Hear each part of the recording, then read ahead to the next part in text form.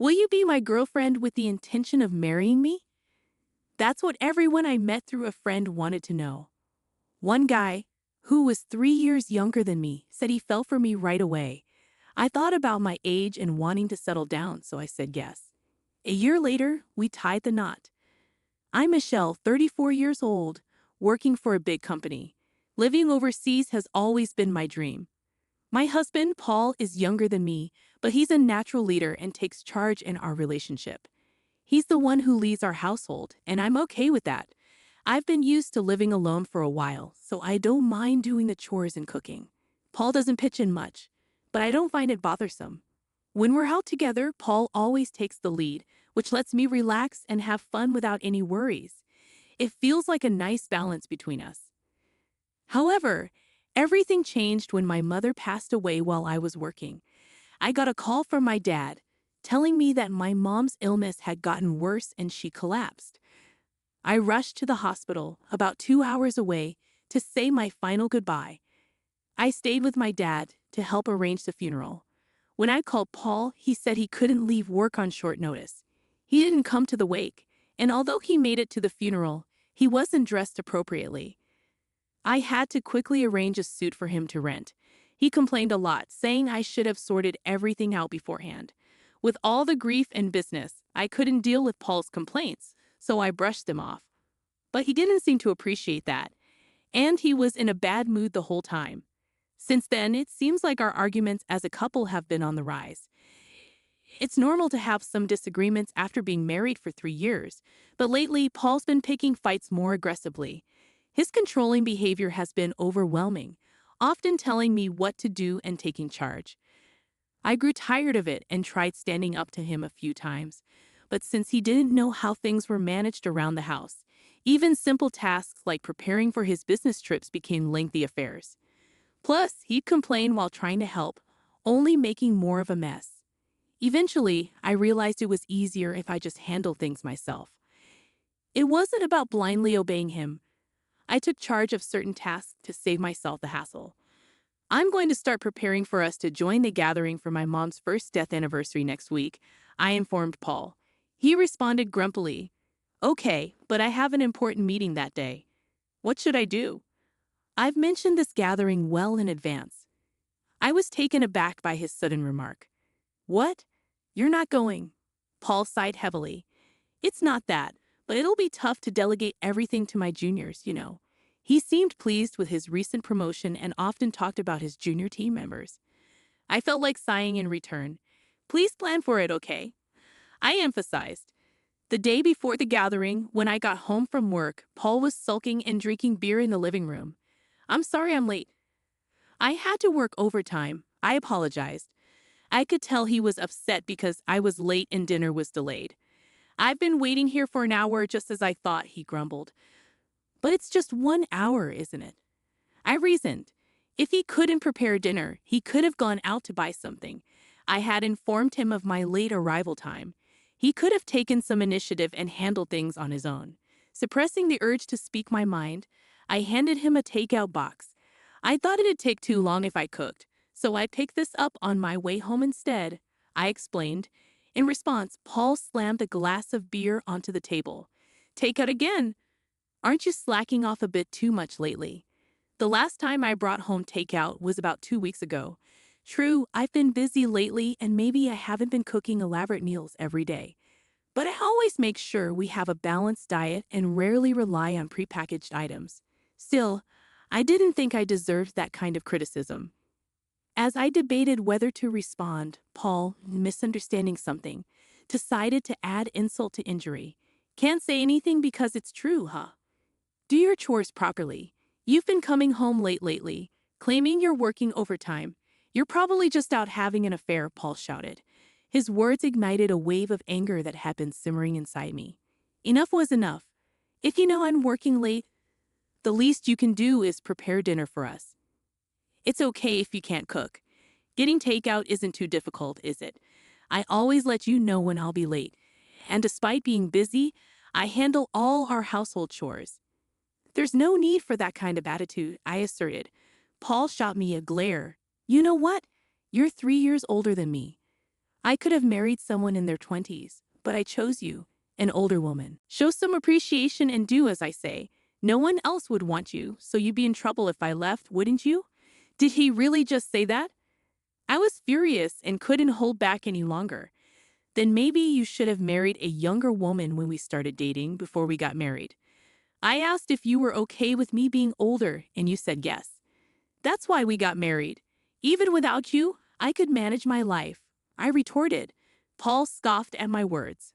Whatever, let's get a divorce. With that, he grabbed his beer and the takeout box and stormed off to his room. We had arguments before, but this was a first. I was done with him.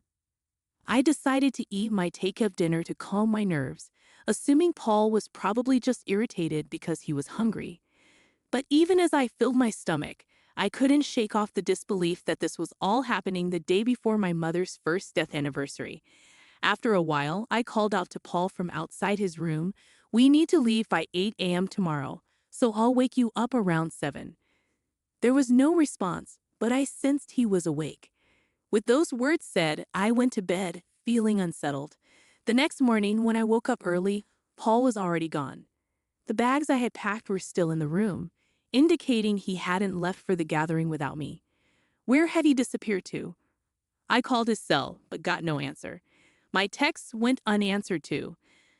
Left with no other option, I left a voicemail and began getting ready to head out alone. I managed to reach Paul while waiting at the train station. I have to go to my meeting. I can't leave it to my juniors, after all, was all he said before the call abruptly ended. Overwhelmed by a mix of anger and resignation, I found myself in a state of stunned confusion. Before I could process it further, the train arrived, carrying luggage for two, but I boarded alone. When I arrived at my father's house, he anxiously inquired, "Where's Paul?" Seeing my father's sadness since my mother's passing, I didn't want to add to his worries. Taking a deep breath, I forced a smile and replied, "Sorry, he got called into an important meeting. He was supposed to come here, but he recently got a promotion, and it sounded urgent, so I suggested he prioritize that." My father nodded understandingly. "I see. He's working hard. It's a shame I couldn't see him, but your mother would understand. Let him know he's always welcome to visit." Though his words stung a bit, I kept up the smile throughout the day. With no word from Paul, the night passed without any contact from either of us. Planning to stay overnight and return home the next day as originally intended, I felt a bit childish for not reaching out to him. Maybe I'd cook his favorite dish, hamburgers, tomorrow to make amends. With that thought, I went to bed. The next day, after leaving my father's house and arriving home around noon, I decided to drop off my bags before heading to the grocery store. As expected, dirty laundry was strewn around the living room, a sign that Paul still hadn't grasped how to use the washing machine. Sighing, I gathered the laundry and tossed it into the washer along with my own. Taking a break and returning to the living room, something on the table caught my eye. As I got closer, disbelief washed over me. There, sitting on the table, were divorce papers, already signed by Paul. Why? I stared at the papers, bewildered. Was this his way of asking for a divorce? Pulling out my cell phone from my bag, I realized it should be Paul's lunch break. I wasn't sure if Paul would answer, but to my surprise, he picked up on the first ring. "Paul, what's the deal with these divorce papers?" I asked, trying to keep my voice steady. On the other end, Paul laughed. "What do you mean?" "It's pretty straightforward. I don't want an older wife who won't do her share of household chores. That's why I've decided on a divorce. If we split, I can find someone younger and more appealing. After all, a wife is like a status symbol, isn't she? It's hard to boast about you being older when my colleagues ask. Dodging the topic isn't exactly simple." I was speechless, utterly lost for words. If you don't want a divorce, then start pulling your weight around the house. I'll be home as usual today, so make sure to grab some beer, all right? But if you're set on this, take the divorce papers to the family court. "The ball's in your court," he said before hanging up abruptly. The call left me stunned, unable to utter a single word. It seemed Paul believed his ultimatum would force me to comply. All this time, I'd done the chores not out of fear of him leaving, but because I disliked having to ask him. He likely assumed otherwise. presuming my compliance stemmed from a fear of abandonment, given his dominant nature. Being married to a younger man might draw envy from others, but in reality, there's nothing particularly remarkable about it. I often found myself emphasizing his age, but truth be told, he's quite average in appearance, personality, and income. Describing him as younger was simply convenient. Initially, the age gap concerned me, but now that we're both in our 30s with only a 3-year difference, it feels insignificant. Had the gap been wider, perhaps I feel differently, but constantly being labeled as the older wife when we're essentially peers feels disheartening. I grabbed my bag and made a beeline for the family court. As I handed in the divorce papers, a wave of relief washed over me. Despite thinking we were doing okay, it's clear things are over now. But I can manage without Paul. With that realization, a weight lifted off my shoulders, prompting me to reach out to my boss and request a few days of paid leave. Luckily, work had just eased up, so he granted me about a week off. Now that I'm divorced, it's time to sort out my belongings. Thankfully, I didn't have much to begin with, so tidying up was a breeze. I stashed the larger items in a storage unit, packed my essentials and clothes into the car, and on a whim, decided to head to a hot spring resort. It seemed like the off-season for hotels, so I managed to snag a cheap room on the spot. The thrill of the drive filled me with excitement. As I soaked in the hot springs and lounged in my room, my phone suddenly rang. "Michelle, I asked you to pick up beer, didn't I? Where are you?"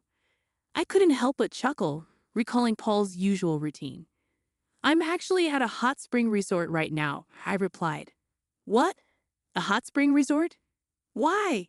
Paul's confusion was evident in his voice.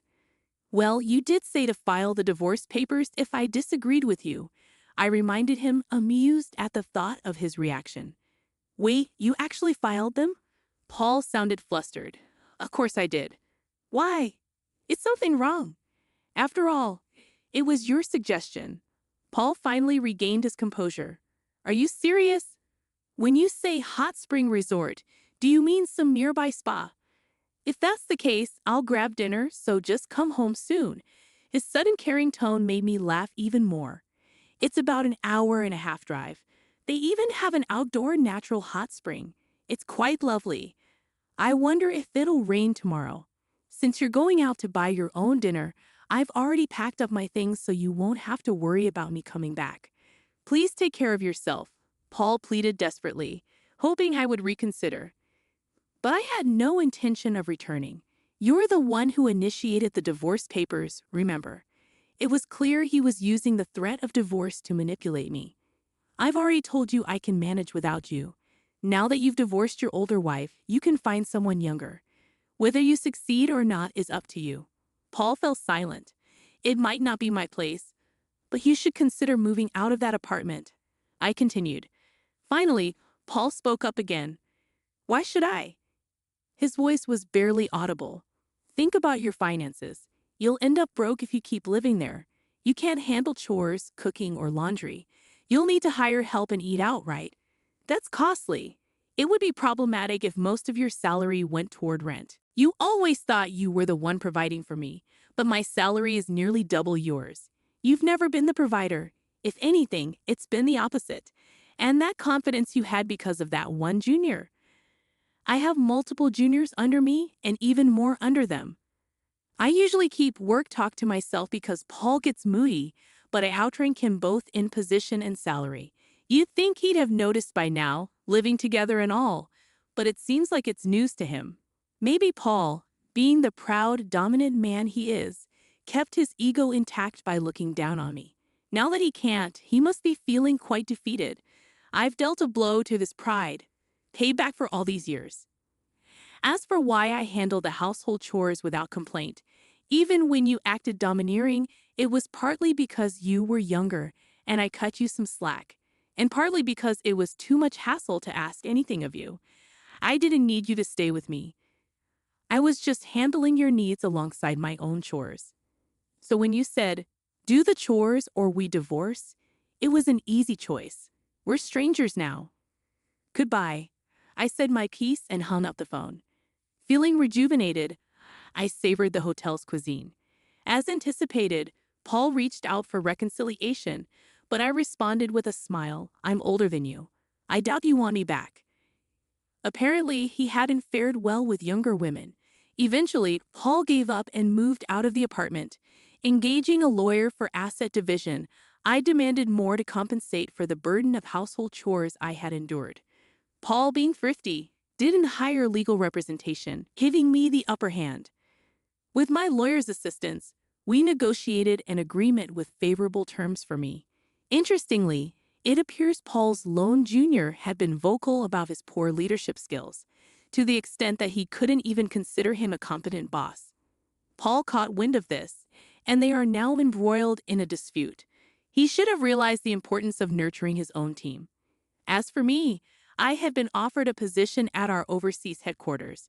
Initially hesitant due to the circumstances and out of consideration for Paul, I finally decided to seize the opportunity.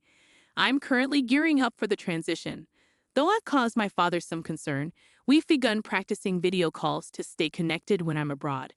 I'm thrilled to pursue the career I've dreamed of since childhood. It's time to give it my all.